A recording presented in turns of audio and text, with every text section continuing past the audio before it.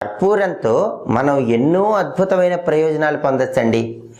ఎవరైనా సరే బాగా ధనం చేతిలో లేనప్పుడు, ఆర్థికంగా ఇబ్బందులు ఉన్నప్పుడు, ఎప్పుడు కూడా ఆర్థిక ఇబ్బందులు లేకుండా ఉండాలంటే, లక్ష్మీదేవి మీ ఇంట్లోనే శాశ్వతంగా ఉండాలంటే ఏం చేయాలో తెలుసా?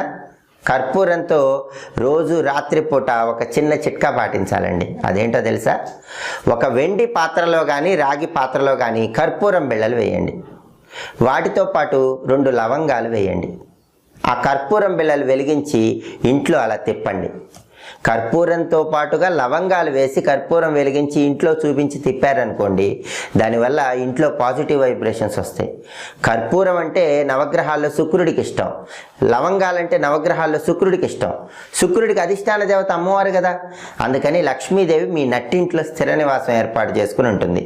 కాబట్టి ఎవరైనా సరే మాకు ఆర్థికంగా కలిసి రావాలండి, లక్ష్మీదేవి ఎప్పుడు మా ఇంట్లో ఉండాలండి అని భావించి